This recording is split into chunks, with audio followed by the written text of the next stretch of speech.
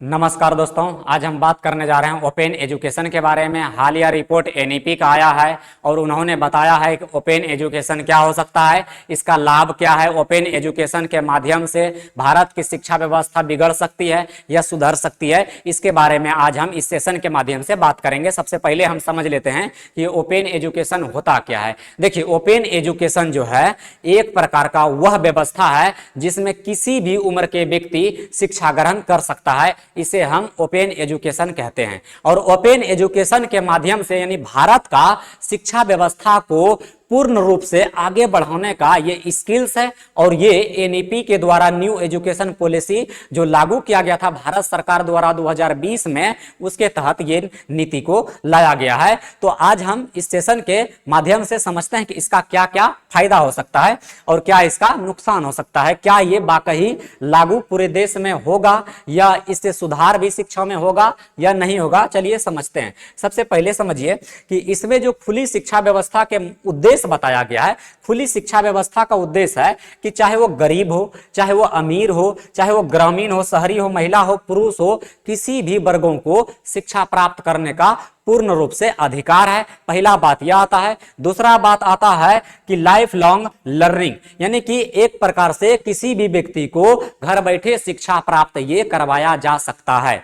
अब यहां पर एक बात समझिए कि यहां पर लचीली शिक्षा की भी बात किया है। 3 नंबर में कहता है लचीली शिक्षा। ये लचीली शिक्षा क्या होता है? लचीली शिक्षा वो शिक्षा होता है जो कि कभी भी कोई भी व्यक्ति कहीं पर जाके शिक्षा प्राप्त कर सकता है। यानी कि इसमें अगर शिक्षा के माध्यम से देखें तो कोई समय सीमा या उम्र की बात नहीं किया गया है। अगर कोई 80 साल का भी आदमी है, अगर कोई 80 वर्ष का भी आदमी है, अगर वो चाहता है कि हम यूनिवर्सिटी में जाके पढ़े, हम कॉलेज में जाके पढ़ें, तो बिल्कुल उसे पढ़ाया जाएगा, एक स्टूडेंट की तरह पढ़ाया जाएगा, उसमें कोई दिक्कत उसे पढ़ने में नहीं होगा। इसीलिए इसको लचीली शिक्षा व्यवस्था कहा गया है। किसी में भेदभाव नहीं होगा। ये नहीं कि कोई 10 साल का लड़का है तो कोई जाकर के 50 साल का है तो दोनों एक साथ नहीं पढ़ सकता, ऐसा नहीं है। इस नीति के द्वारा यह बताया गया है कि एक समान शिक्षा सबको प्रोवाइड किया जाएगा। अच्छा, आगे अगर देखें तो इसमें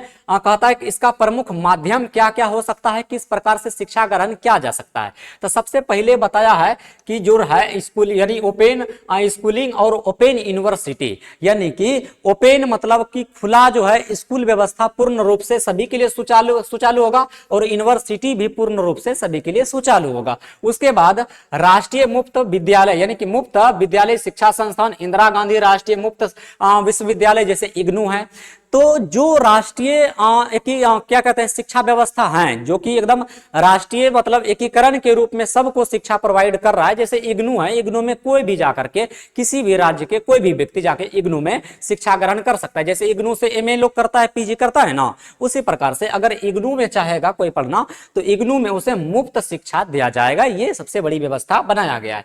उसके बाद अगर कोई व्यक्ति 10वीं 12वीं स्नातक या फिर उससे ज्यादा भी पढ़ लिया है, डिप्लोमा एमए भी कर लिया है, तो उसे ऑनलाइन लर्निंग प्लेटफॉर्म के माध्यम से शिक्षा दिया जाएगा। यानी कि आप साफ समझिए यहां पर जो एक नियम बन रहा है, न्यू एजुकेशन पॉलिसी एक एप्लीकेशन जो है वो बनाने जा रही है जो कि होगा लर्निंग एप्लीकेशन, यानी कि ऑनलाइन लर्निंग प्लेटफॉर्म होगा।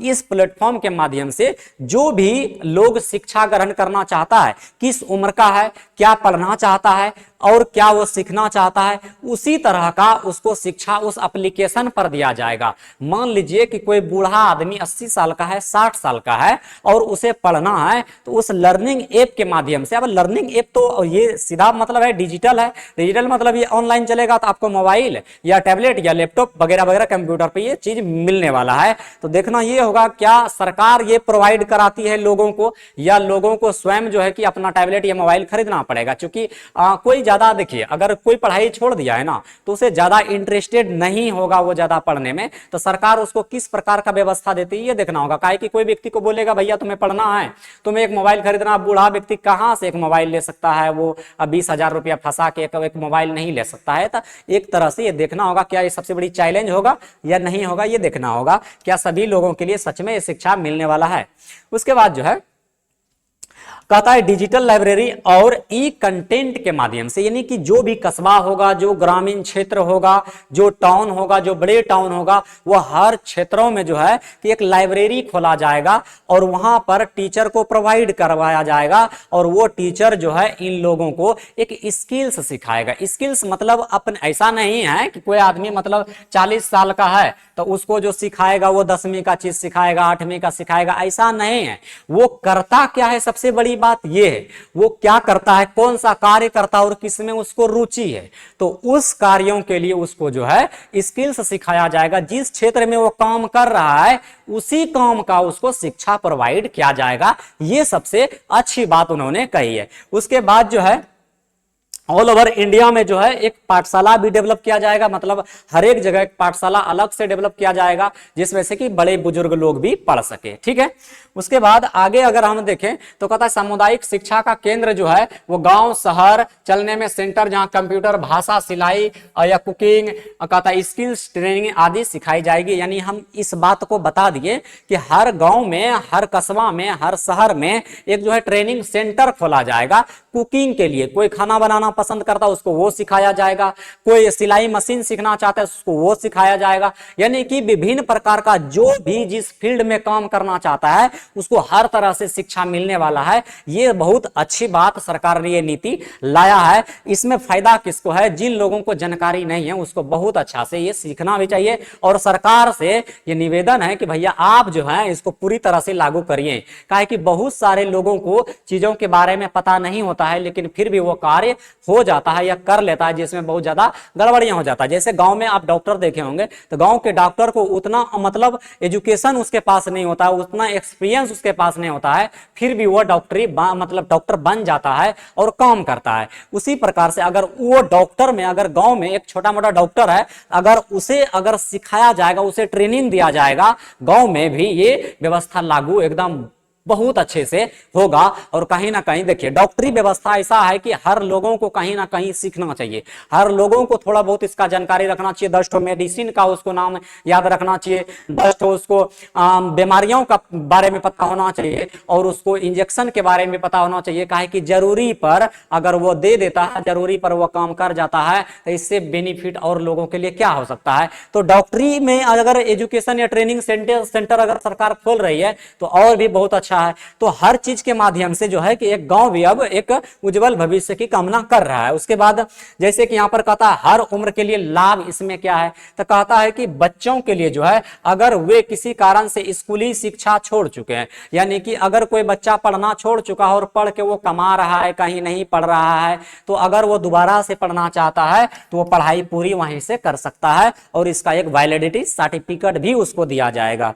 उसके बाद युवाओं के लिए अगर वो कॉलेज की पढ़ाई या साथ में स्किल स्कोर करना चाहता है या और अन्य प्रकार का भाषा सीखना चाहता है, कोई भी लैंग्वेज सीखना चाहता है तो उसको सिखाया जाएगा। क्षेत्रीय भाषा पे यहां पर विशेषता जोर देगी सरकार, चूंकि क्षेत्रीय भाषा जो है वो नई शिक्षा नीति में लागू भी किया गया है कि जिस क्षेत्र में जैसा भाषा होगा उसी भाषा में उसको चीजें सिखाई जाएगी। ये सबसे अच्छी बातें हैं। उसके बाद जो है कहता है कामकाजी लोगों के लिए, मतलब ऐसे लोग जो कि घर में काम कार्य करता है, तो कहता है नौकरी के साथ साथ जो है ऑनलाइन या डिस्टेंस कोर्स भी उसे करना अनिवार्य होगा। और बुजुर्गों के लिए जो है, बुजुर्गों के लिए शौक की पढ़ाई, धार्मिक अध्ययन, नई भाषा सीखना या कंप्यूटर सीखना, उसकी अगर अभिरुचि है तो उसे बिल्कुल सिखाया जाएगा। कहने का मतलब यही है कि अगर कोई बुजुर्ग अगर चाहता है कि हम कंप्यूटर सीखें तो उसे कंप्यूटर सिखाया जाएगा। अगर कोई बुजुर्ग चाहता है कि हमें और भी चीजों के माध्यम से, जैसे कि उसे गीता का अध्ययन करना है, रामायण का अध्ययन करना है, तो उसे भी उस पाठशाला में पढ़ाया जाएगा। इस पे सरकार बहुत ज्यादा ध्यान दे रही है। उसके बाद जो है अगला जो है बात हम कर रहे हैं खुली शिक्षा के क्या क्या फायदे हो सकते हैं, इनमें सरकार ने बताया है। सबसे पहले कि शिक्षा पर किसी प्रकार का कोई आयु प्रतिबंधित नहीं होगा। अब देखिए एक फायदा और है इसमें कि अगर इस व्यवस्था को लागू करता है तो कहीं ना कहीं शिक्षा का दर बढ़ेगा, जो एजुकेशन रेट है वो बढ़ेगा और कहीं ना कहीं सभी लोगों को जो कभी कभी क्या होता है कि भ्रम में बहुत आदमी लोग लोग रह जाता है कि भ्रम के माध्यम से वो बरगला दिया जाता है किसी को। तो जब उसको स्किल्स रहेगा, चीजों के बारे में जानकारी रहेगा,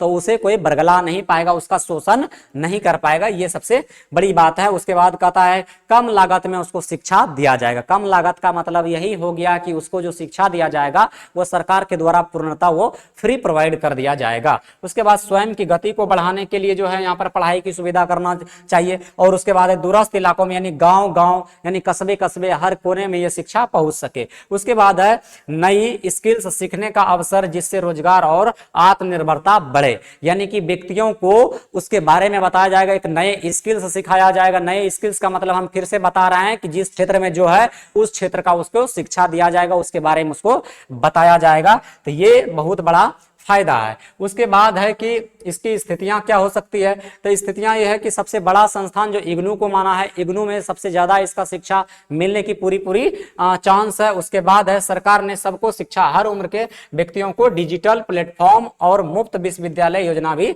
चलाई जा रही है। नई शिक्षा नीति जो NEP 2020 में आया था, इसमें कहता है लाइफ लॉन्ग लर्निंग और ओपन एजुकेशन पर जोर दिया जाएगा। कहने का मतलब इसका एक प्लेटफॉर्म बनेगा, इसका एक एप्लीकेशन बनेगा और एप्लीकेशन के माध्यम से जो है सभी लोगों को शिक्षा प्रोवाइड कर दिया जाएगा।